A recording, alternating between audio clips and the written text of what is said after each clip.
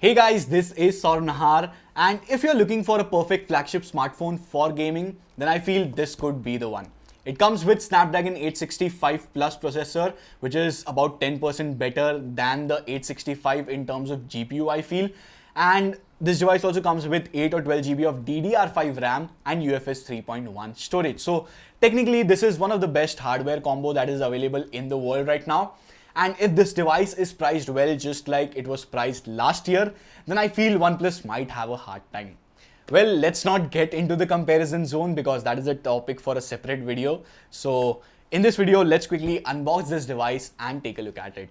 My name is Saurabh, you're watching All About Technologies. Let's begin. Alright, so Asus has changed the packaging this time and I honestly love this black box with colorful text all around. Now flipping it over, you can see the MRP mentioned over here is 55,999, but it is gonna be less than this for sure. So check out the description box for the exact pricing as well as the link to buy this device. Now opening up the box, first you get this small packet which says for those who dare, and I'm very daring. So I'm opening this thing. Now inside this is the SIM tray removal tool, which is also designed by Asus. So that's a very nice touch by Asus. Next you get some stickers which you can use obviously. You also get this plastic case which feels a bit flimsy to me, but yeah, you do get it in the box, so that's nice. Next is the ROG Phone 3 itself in this black color, and it looks and feels more or less the same like the ROG Phone 2, and I will get to that in a bit. A USB Type-C to 3.5mm jack adapter is also included in the box, which means that there is no headphone jack on the ROG Phone 3.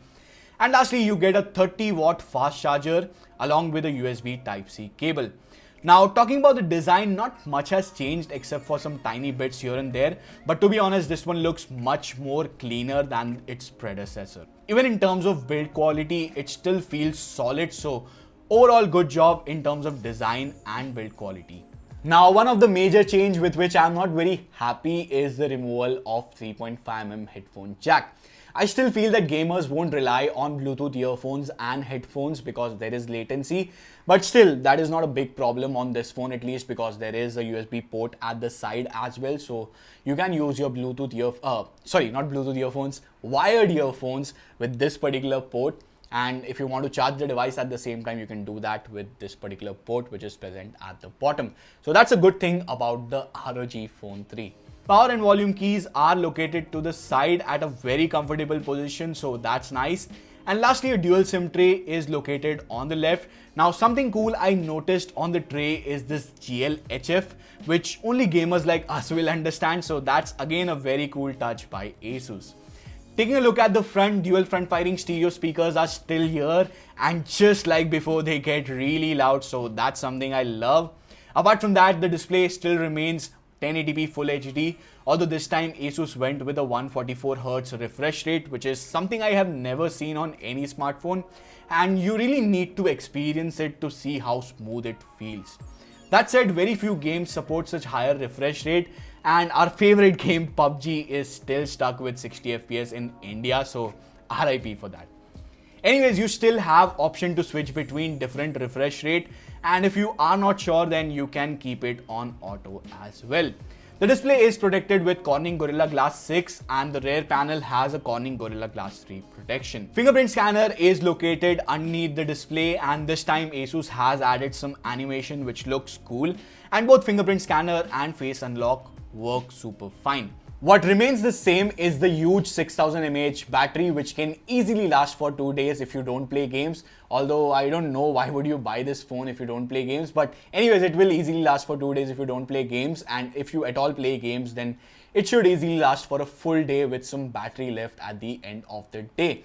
Now, Asus also claims that it will charge up to 4510 mAh in just 45 minutes compared to 63 minutes on the OnePlus 8 Pro.